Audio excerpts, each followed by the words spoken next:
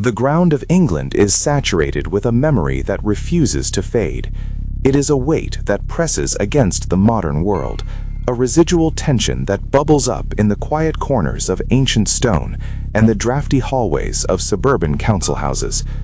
For over a millennium, this island has been a theater of blood, sacrifice, and unexplained phenomena, leaving behind a psychic residue that defies simple explanation. We are not just talking about shadows in the dark. We are talking about documented events that have challenged the sanity of witnesses and the precision of scientific instruments. The data compiled by Mystery Code suggests that 80% of these encounters are tied to specific, geographically significant nodes of high-tension history. The Tower of London stands as the most prominent of these nodes, a fortress of limestone and dark intent that has guarded the Thames for 900 years. It is not merely a tourist attraction, it is a pressure cooker of historical trauma. The White Tower, with its 12-foot thick walls, has absorbed the final breaths of queens, princesses, and traitors, creating a concentrated field of what some analysts call chronological bleeding. Here, the boundaries between the past and the present are notoriously thin. Guards have reported the sensation of being strangled by invisible hands in the chapel of St. Peter ad Vincula, a location where the headless remains of Anne Boleyn and Catherine Howard were discarded without ceremony. The phenomenon of Anne Boleyn is perhaps the most scrutinized haunting in the tower's history. Since her execution in 1536, sightings of the headless woman in a white gown have been recorded with startling consistency. These are not just fleeting glimpses, they are prolonged observations by disciplined military personnel. In 1864, a sentry was found unconscious at his post after claiming to have been charged by a figure that materialized out of the brickwork. His subsequent court-martial was dismissed when several witnesses corroborated the presence of the entity. According to the internal archives of Mystery Code, these sightings often peak during periods of high atmospheric pressure, suggesting a physical catalyst for the manifestation of these visual echoes. Deeper within the tower's bowels lies the mystery of the two princes, Edward and Richard, who vanished in 1483. Their ghosts are said to manifest as two small figures in nightshirts, huddled together in the bloody tower, their faces contorted in a silent, eternal scream. When workmen discovered two small skeletons under a staircase in 1674, the sightings did not cease, they intensified. This is the hallmark of a residual haunting, an energetic loop that plays back regardless of whether the physical remains have been found. The tower is a massive stone recorder, and its tape is filled with the sounds of 1,000 years of misery, playing back at frequencies that the human brain interprets as dread. Leaving the urban claustrophobia of London, we move to the county of Kent, specifically the village of Pluckley. Once officially named the most haunted village in Britain, Pluckley is a landscape of rural unease. It is a place where the air feels heavy, and the silence of the screaming woods is anything but peaceful. The woods earned their name from the terrifying nocturnal sounds heard by locals, sounds of human agony that do not belong to any known animal. Skeptics point to foxes or owls, but the acoustic signatures captured in the area reveal a complexity that mimics human vocal cords under extreme duress. In Pluckley, the spirits are woven into the daily lives of the residents. There is the Red Lady, who haunts the churchyard of St. Nicholas, searching for her stillborn child. There is the Highwayman, run through with a sword at Fright Corner, whose final moments are replayed with cinematic clarity against the backdrop of an old oak tree. These are not just stories, they are part of a persistent local reality. Expert analysis has categorized Pluckley as a rare open-air haunting, where the environment itself, rather than a single building, acts as a conductor for paranormal activity. The geological composition of the area, rich in quartz and iron, may play a role in grounding these recurring hallucinations. The legend of the Watercress Woman, an old woman who accidentally burned to death while smoking a pipe, is another of Pluckley's grim fixtures. She is seen sitting on the bridge at Pinnock, wrapped in a tattered shawl, surrounded by the smell of scorched fabric and tobacco. Witnesses describe her as being so lifelike that they initially attempt to speak to her, only for her to dissolve into a cloud of gray smoke as they approach. This transition from physical presence to nothingness is a common theme in English hauntings, suggesting that these entities exist in a state of quantum superposition, occupying two realities simultaneously until observed by a conscious mind. From the rural hauntings of Kent, we turn to the most infamous rectory in the world, Borley. Though the building itself burned down in 1939, the site in Essex remains an epicenter of inexplicable events. Borley Rectory was the ultimate testing ground for early paranormal research, made famous by Harry Price, the pioneer of ghost hunting. The reports from Borley were so numerous and so violent that they defied the conventions of the time. Bricks were thrown through windows by invisible hands, bells rang in empty rooms, and messages from the beyond were scrawled onto the walls in plain sight of investigators. The central figure of the Borley haunting is the nun, a tragic entity said to be the ghost of a woman from the 13th century who was bricked up alive for her illicit affairs. Her silent, gliding figure was seen hundreds of times by the residents of the rectory and the surrounding village. She would appear in the Nun's Walk, a path behind the house, moving with a purposeful, mournful gait. Harry Price's investigation, which involved over 40 volunteers and months of surveillance, remains one of the most comprehensive studies in the history of the supernatural. Even today, researchers visit the site, hoping to capture a fragment of the energy that once made Borley the most haunted house in England. What makes Borley unique is the physical nature of the manifestations. This wasn't just a matter of cold spots or feeling watched. This was a barrage of kinetic energy. Pianos played themselves, locked doors were found standing open, and the residents were frequently physically assaulted by unseen forces. This level of activity suggests a poltergeist element, a chaotic, high-energy phenomenon that feeds on the emotional state of the living. The tragedy of Borley Rectory is that the house was eventually destroyed by its own malevolent atmosphere, a fire that started under mysterious circumstances just as Price was preparing to publish his final findings. In the late 1970s, the focus of English hauntings shifted from ancient stone and rural manors to a modest council house in North London. The Enfield Poltergeist remains the most documented and controversial case in history. For 18 months, the Hodgson family was subjected to a terrifying ordeal that was witnessed by police, journalists, and scientists from the Society for Psychical Research. It began with moving furniture and knocking sounds on the walls, but it quickly escalated into something far more sinister.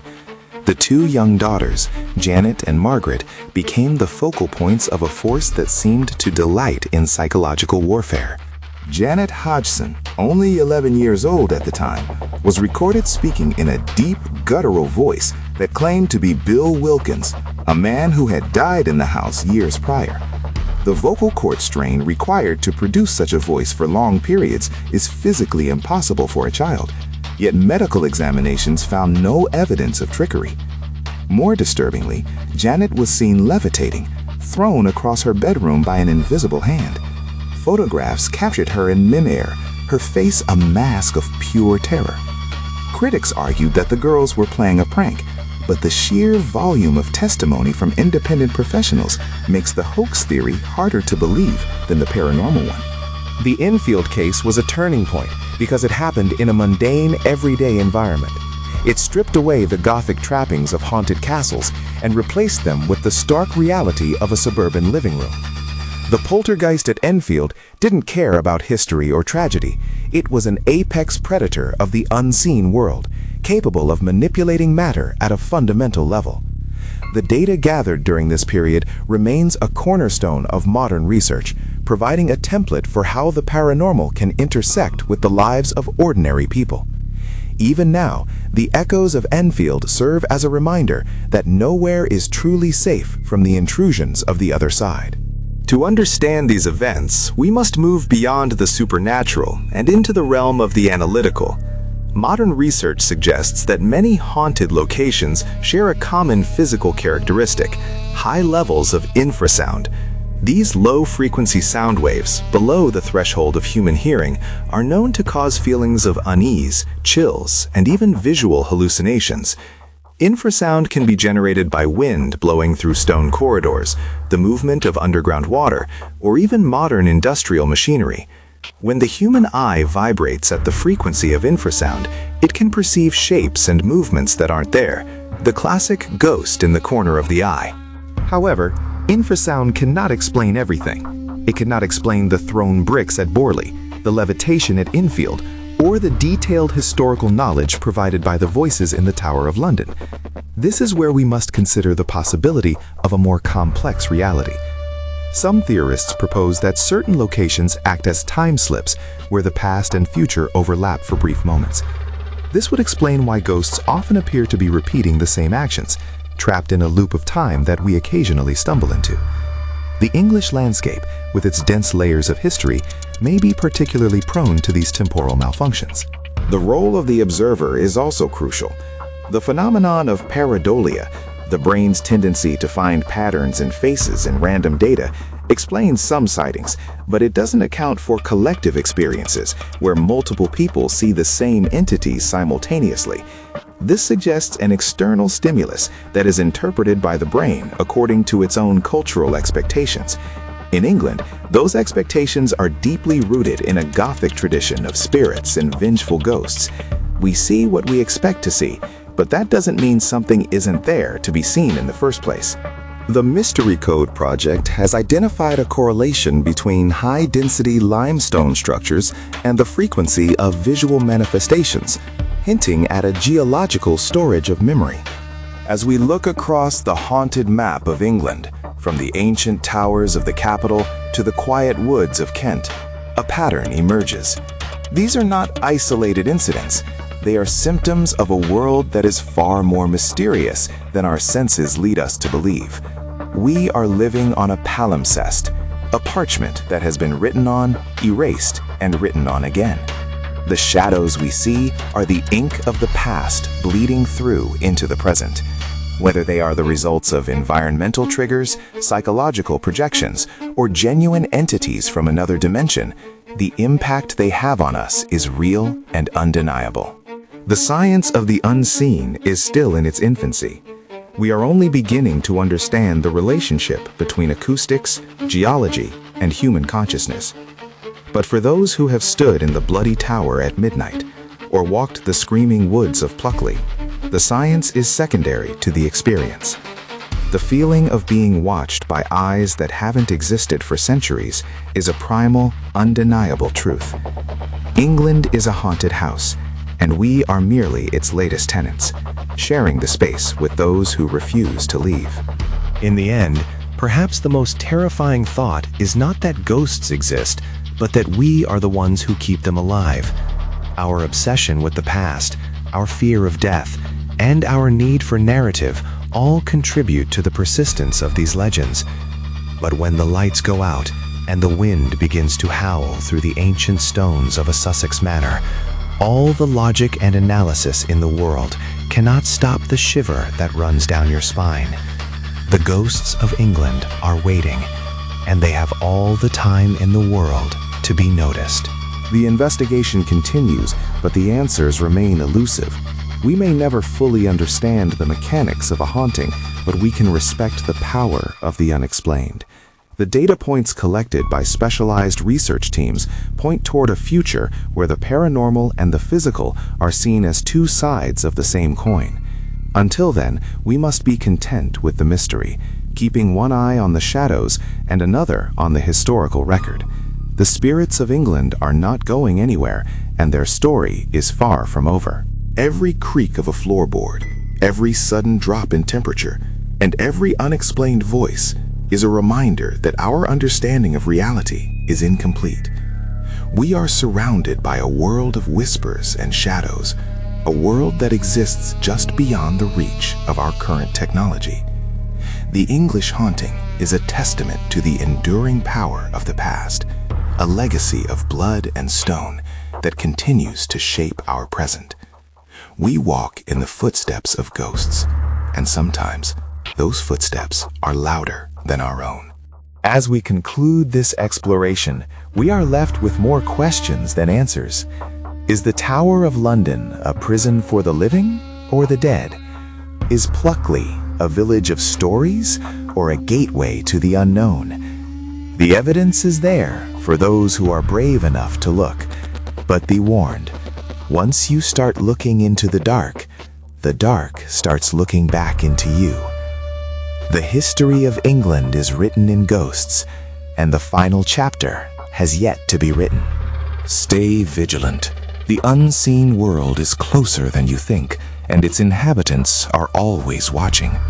Whether you call it a haunting, a hallucination, or a glitch in the fabric of time, the reality remains.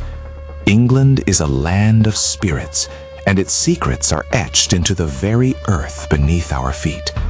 The investigation is never truly over.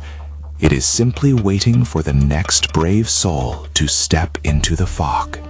The next time you find yourself in an old English inn or walking along a deserted country lane at twilight, remember the stories of Borley and Enfield.